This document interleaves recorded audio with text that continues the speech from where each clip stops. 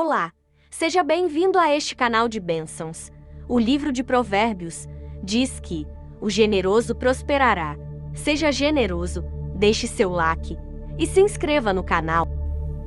Diz assim o texto sagrado: partindo Jesus dali, foi para a região de Tiro e de Sidom. E certa mulher cananeia daquela região clamou ao Senhor, dizendo: Filho de Davi, tem misericórdia de mim.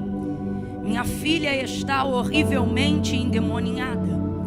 E Jesus não lhe respondeu palavra alguma, de modo que os seus discípulos, aproximando-se dele, lhe rogaram, dizendo: despede-a, pois vem gritando atrás de nós. E respondeu ele: eu não fui enviado senão as ovelhas perdidas da casa de Israel. E a mulher chegou e o adorou, dizendo: Senhor, socorre-me. E ele respondendo disse: não é bom pegar o pão dos filhos e lançá-los aos cachorrinhos. E ela disse: sim, Senhor, mas até os cachorrinhos comem das migalhas que caem da mesa dos seus senhores. Então respondeu Jesus: ó mulher, grande é a tua fé, seja isso feito contigo como tu desejas. E desde aquela hora a sua filha ficou sã. Diga amém por essa palavra. Você pode curvar sua cabeça por alguns instantes e suplicar ao Senhor que ministre ao seu coração conforme a vontade dele e não a sua. Peça ao Senhor agora, dedique alguns segundos de súplica. Toda oração, ainda a de gratidão, ainda essa é também um ato de humilhação. Se humilhe agora diante do Senhor. Oh, aleluia. Eu vou orar também, mas eu queria muito te dar a chance de fazer uma súplica individual agora. Aproveite essa oportunidade e coloque diante de Deus a sua petição, a sua necessidade de ser ministrado pela palavra agora. Compartilhe isso diretamente ao Espírito Santo, e Ele diretamente fará isso conhecido ao Deus que tudo pode, ao Deus que tudo opera, ao Pai das luzes, em quem não há sombra alguma de dúvida ou variação. Ah, Pai, ao teu nome rendemos toda honra, toda glória e todo louvor, ao Trino Deus que é adorado nessa casa, amado, desejado, a glória desta casa. Continua conosco, assim como o Senhor tem manifestado a tua presença desde a oração inicial da abertura deste trabalho. Continua conosco no meio, oh Alfa e o Ômega, aquele que age também no meio. Oh Deus Todo-Poderoso, em nome de Jesus, o nome Todo-Poderoso, aquele que era, aquele que é e aquele que há de vir. Fala conosco no profundo, no oculto e no escondido, que corações, mentes, oh Deus, corpo, alma e espírito possam ser renovados hoje pelo poder e pela força que há na tua palavra. Estamos aqui porque cremos na tua palavra. Estamos aqui não apenas como que diante de homens, mas acreditando que o Senhor está usando homens e mulheres como instrumento para manifestar a tua vontade, para manifestar o teu reino aqui na terra. Por isso nós apresentamos diante de ti esta súplica neste culto que louva o teu nome, e te pedimos: fala conosco, fala conosco, fala conosco, porque quando o Senhor fala, quando o Senhor fala, a terra se cala. Quando o Senhor fala, onde havia guerra, há paz. Quando o Senhor fala, onde havia inquietação, tem tranquilidade. Quando o Senhor fala, quem estava perdido encontra uma direção. Quando o Senhor fala, cadeias caem por terra. Quando o Senhor fala, há um óleo de renovo sobre nós. Quando o Senhor fala, até a tristeza salta de alegria. Quando o Senhor fala, tem mudança, tem transformação, tem conquista, tem renovo. Deus, nós nesta noite não queremos usar deste tempo de súplica para falar do carro, do plano de saúde ou do dinheiro que precisamos. Não, não, Senhor, basta uma palavra do Senhor Senhor, e ela pode mover em todas as áreas e mover todas as coisas.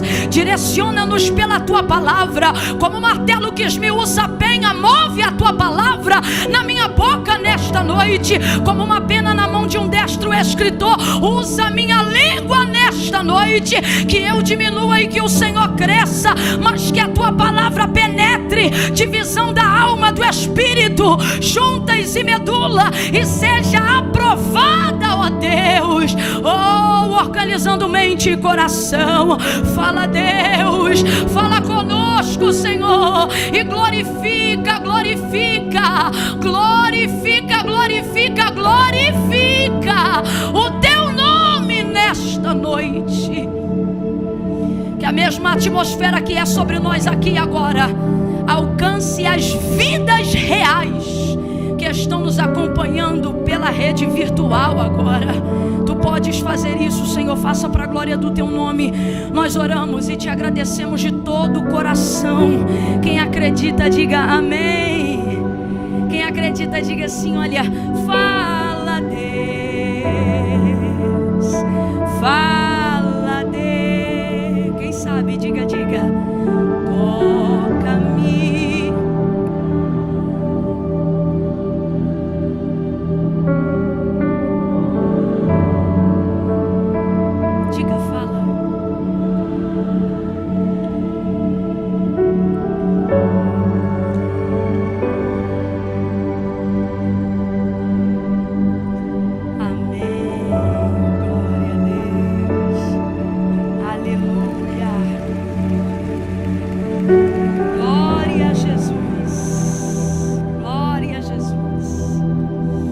Existem coisas de Deus que precisamos e dependemos, muitas coisas na verdade,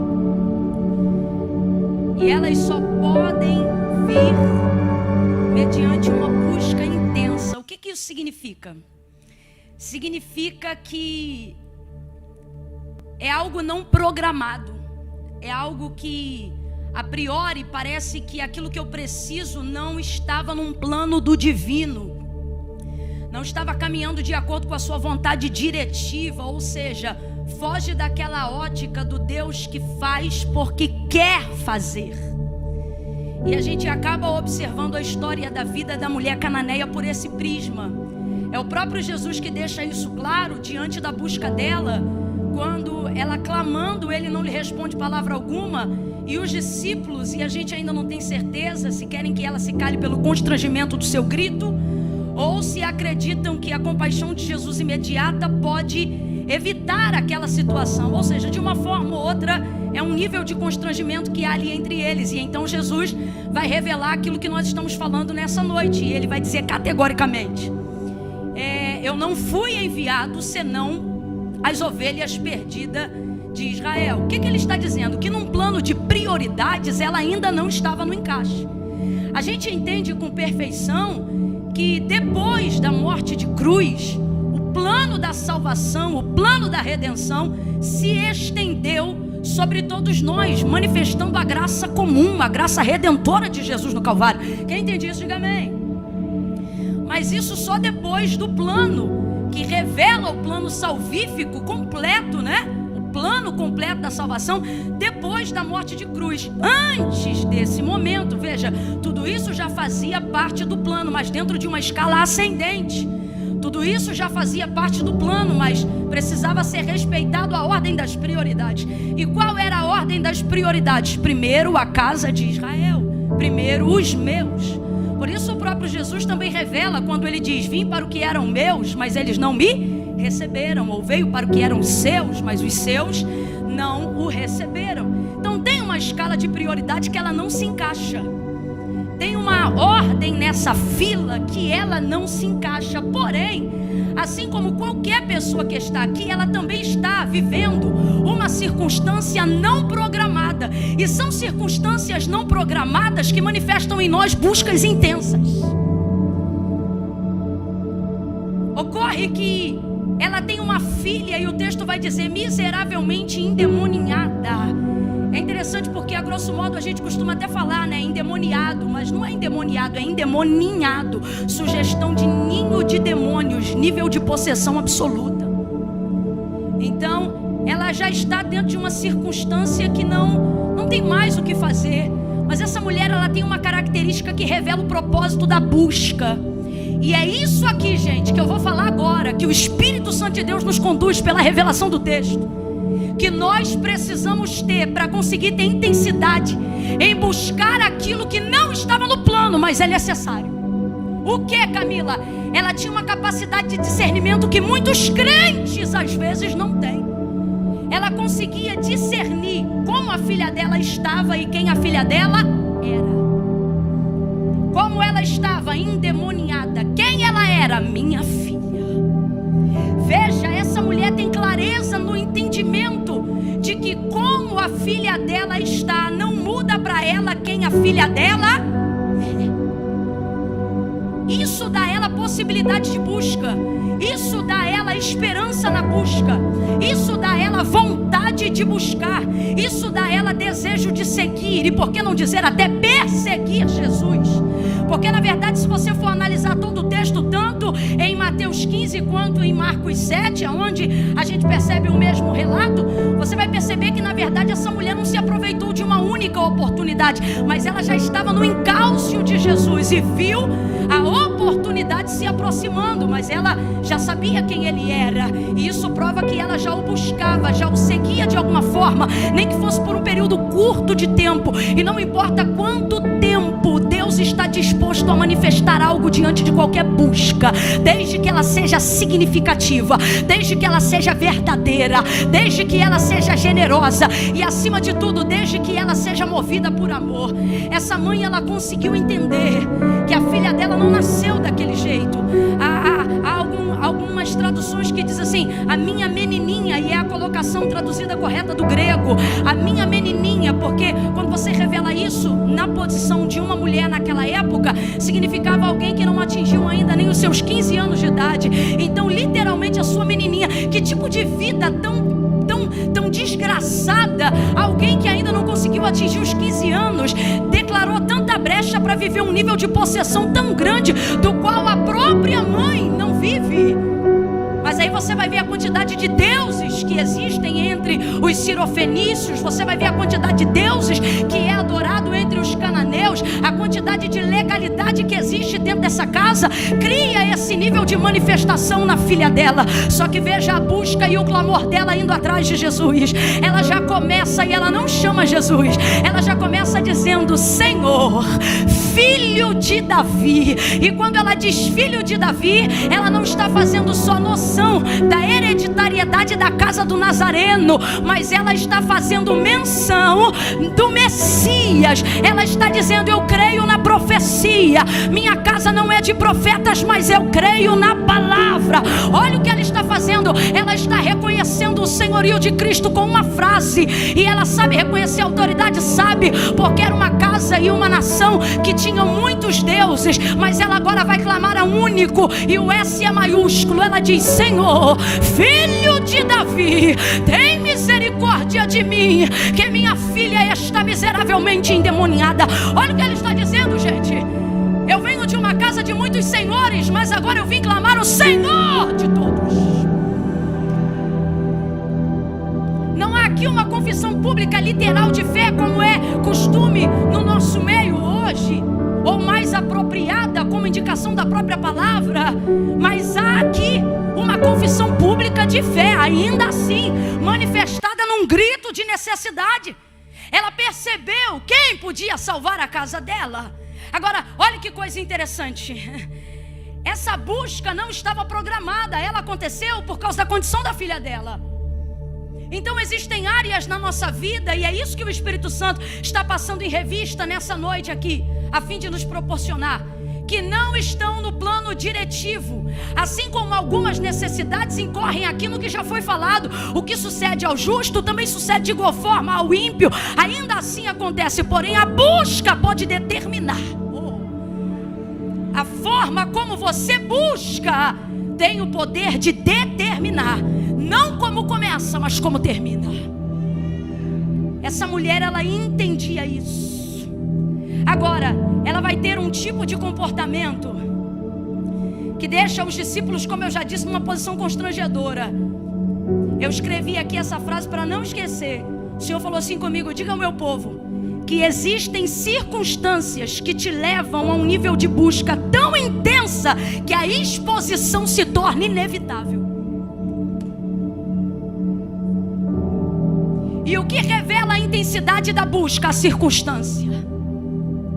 Às vezes a gente quer que as pessoas se comprometam com aquilo que a gente quer buscar. No caso dela, libertação da filha dela. No caso de alguém, talvez a cura de uma enfermidade, uma porta aberta, uma mudança geográfica, um cenário complicado, a restauração de um casamento. Eu não sei qual é a área da sua vida que só uma busca intensa pode revelar de Deus um segredo e uma direção para transformar essa situação hoje. Só que o Senhor está dizendo isso aqui: existem buscas que são tão intensas que você vai precisar estar disponível ou disposto a passar por um nível de exposição.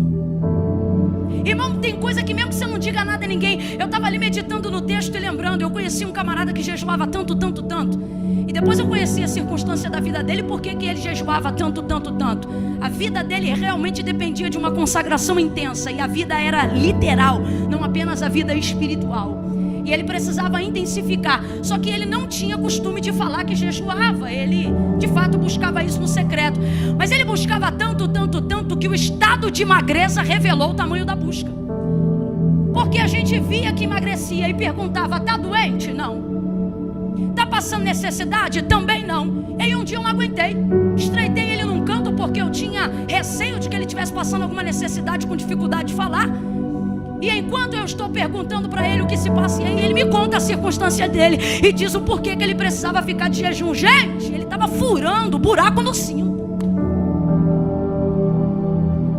É coisa que quem está de fora, até quem me ouve agora não presenciando tal testemunho, é levado a pensar: mas será que precisa disso? Jesus já não levou sobre si? Aí eu defino isso aqui conforme minha avó dizia, a falecida avó Zilda. Ela dizia: a colher que mexe a panela que sabe a quentura que tem dentro dela. É muito fácil querer julgar o nível de exposição que a busca de alguém, seja por uma necessidade ou por um sonho, está deixando ela vulnerável, quando você não sabe qual foi a circunstância que o submeteu àquele nível de busca. Deus está falando com o maior carinho para alguém, mas está falando: não se mete na exposição de quem está me buscando avidamente, de quem está me buscando tremendamente, de quem está me buscando terrivelmente.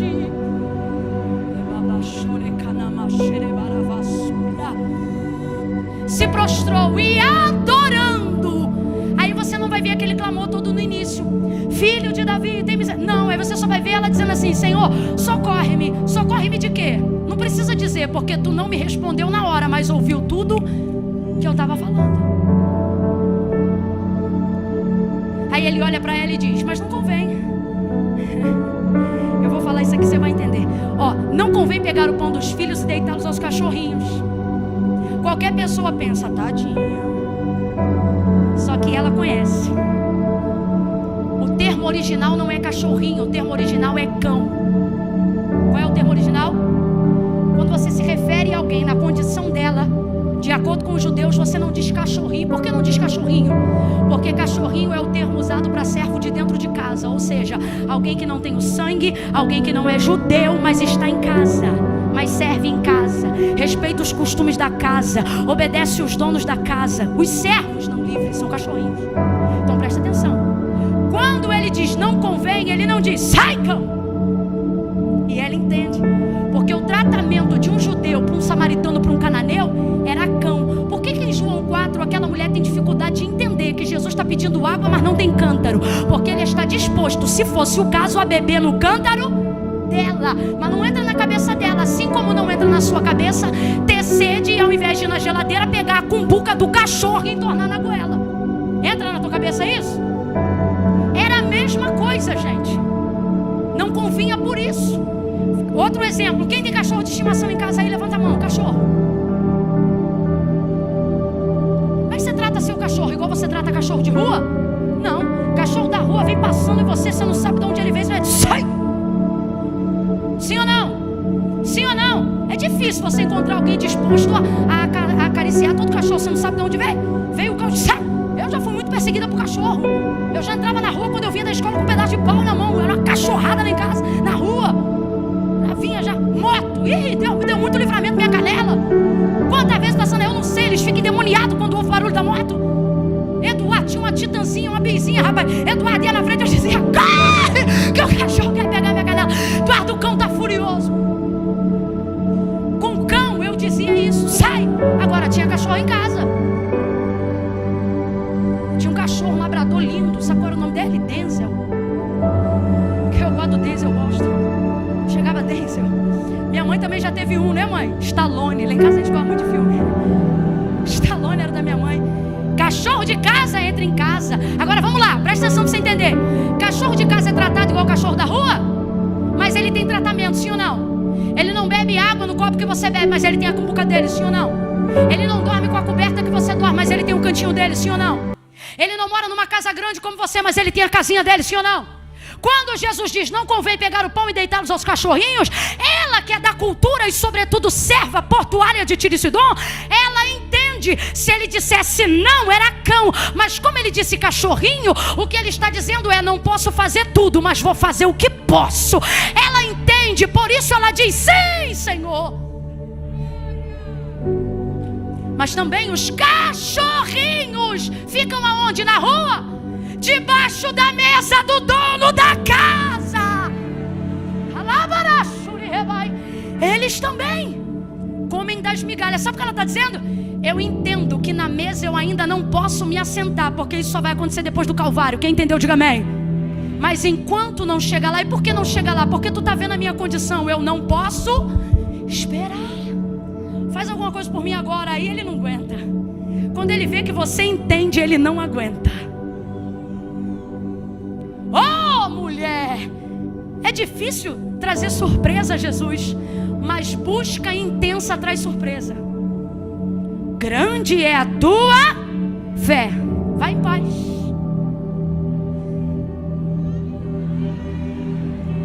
Quando você chegar em casa hoje e alguém perguntar, como é que foi teu culto?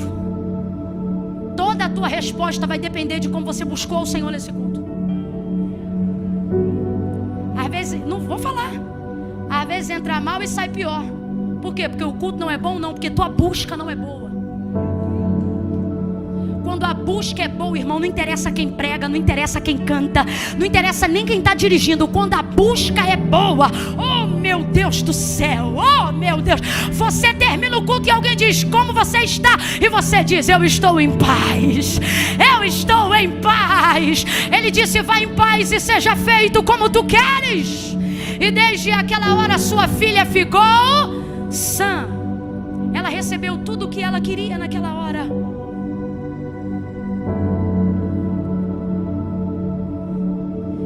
Em Marcos 7, Jesus disse assim, vou entrar numa casa na região de Tiro e Sidom. Quando eu entrar lá, não contem a ninguém, porque uma multidão vinha onde ele passava, e ele não queria multidão. Só que por ela já está buscando, chegou nas proximidades da casa. E enquanto a presença de Jesus ali era segredo, para ela era revelado. Quero terminar essa mensagem dizendo isso aqui para você. Aos que estão distantes, não saberão o rumo, a direção, os planos, o querer. Mas aos que estão buscando os segredos, as direções, os apontamentos, as rotas, tudo isso vai te ser revelado. Então não pare de buscar. Fique de pé do seu lugar em nome de Jesus. Oh Deus. Não pare de buscar. E se a sua busca manifesta lágrimas e isso te constrange, o constrangimento é passageiro, mas aquilo que o Senhor tem para fazer é eterno. Então não pare de chorar só porque alguém não te dá lenço. Não pare de adorar só porque alguém não adora. Não pare de fazer como Deus te chamou para fazer só porque alguém foi chamado para fazer de outro jeito. Eu quero intensificar a sua busca um pouco mais agora. Vou contar de 1 a 3. No 3, vai sair do lugar e vai vir ao altar de Deus. Somente, eu disse o que, gente? Eu disse o que, gente? Somente as pessoas que amam ao Senhor de coração. Ouça até o final. Ninguém se movimente agora. Ninguém se movimente agora. Ninguém. coisa séria. Olha para alguém e diga, coisa séria. É, coisa séria. Não falando para pegar bolsa, falando para ficar de pé. Coisa séria. Quando Deus fala, a gente não fala nada. A gente fica quieto, a gente não anda, a gente não corre. É Deus que está falando. No 3, vai vir ao altar de Deus somente as pessoas que amam ao Senhor de coração. Aquelas que já ouviram falar de outros deuses, mas reconhecem só um Deus como Senhor. Aquelas que vêm a um culto como esse porque sabe que Jesus é o único mediador entre Deus e os homens. Tem gente aqui que já sabe, e é por isso que vem a este culto. Mas o seu constrangimento faz você entrar e sair e nunca vir ao altar de Deus e colocar tal justificativa a cada culto. Ah, Deus sabe, mas não concorda. Porque não foi Camila, não foi pastor, não foi padre, foi Jesus que disse: quem me confessar diante dos homens, também será confessado diante do meu Pai que está no céu. Mas quem se envergonhar. Então veja, o problema não é falta de fé. Fé eu sei que tem, está aí. Circunstância eu sei que tem, isso te motivou a vir. Mas a vergonha tem te impedido de tirar os passos do banco e vir aqui, de tirar os passos da cadeira e vir aqui. Só que o Senhor está dizendo para você: essa vergonha que você sente é transitória, mas a bênção que você vai levar é eterna. Então bote as duas coisas na balança e agora e veja.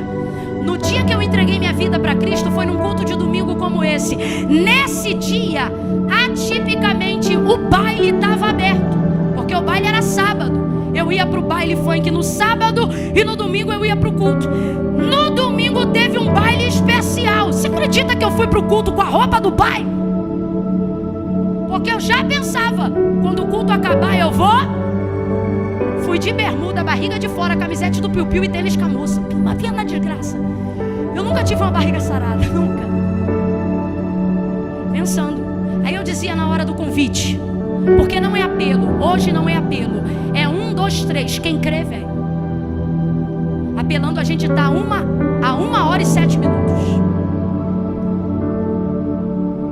No 3, Camila, sou eu, amo o Senhor, tenho circunstâncias, preciso intensificar a minha busca e o meu problema é constrangimento. Agora eu vou dizer, por que do constrangimento? Porque você pensa, que nem eu dizia, quando eu largar o baile eu vou para Cristo. Quando eu largar o baile eu vou para Cristo. Aí um dia o Espírito Santo disse para mim: quando você vier para Cristo você larga o baile. Era Ele me dizendo: primeiro o reino do céu e a sua justiça. Você pensa assim: Camila, servir a Deus é coisa séria. Primeiro eu vou organizar minha vida, depois eu vou. E você não organiza a sua vida, não é porque você não quer, mas é porque o próprio Jesus disse: sem mim nada podeis fazer. Então presta atenção, gente. Descruza o braço para a vergonha começar a sair. Estou te ajudando, descruza o braço. Se abre. 1. A igreja não vai aplaudir ninguém vindo aqui na frente no início, só no final. Eu tenho certeza que tem gente para vir aqui hoje. 2. A igreja comece a orar agora. Não finja que está orando. Se não quer orar, não ora. Só não finge que está orando. Comece a orar. 2,5. Camila, sou eu. Eu estou afastado. Eu achava que eu era desviado. Sou eu tenho uma situação enrolada. Tento desenrolar e não desenrolo. Porque agora eu entendi, Jesus é a primazia. Sou eu. Eu sei que sou eu, Camila. Ninguém precisa me botar pelo braço, ninguém precisa me chamar. Eu conheço a voz de Deus quando fala comigo.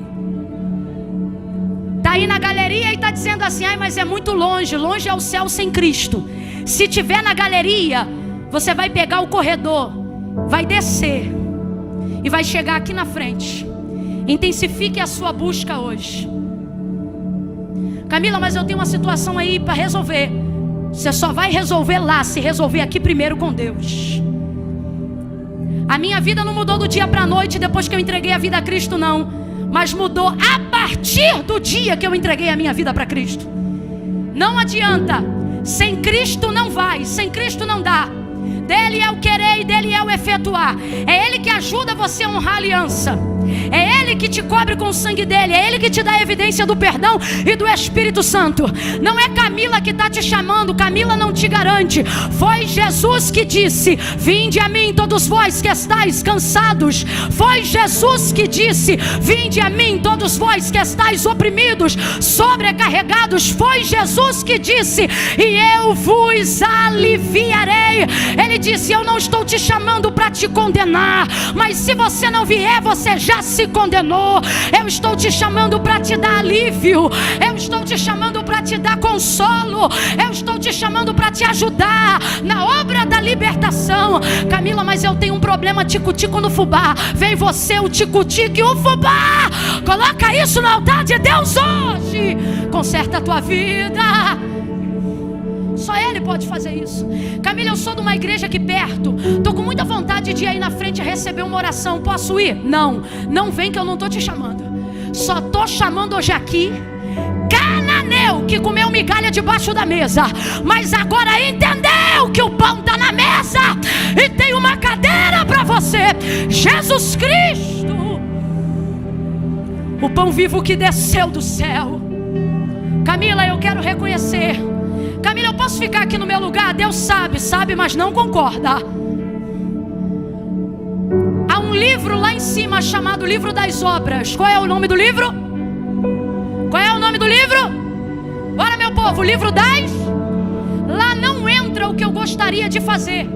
Lá só entra o que eu fiz. E dependendo do que você fizer hoje, isso vai mudar todo o caminho da tua eternidade.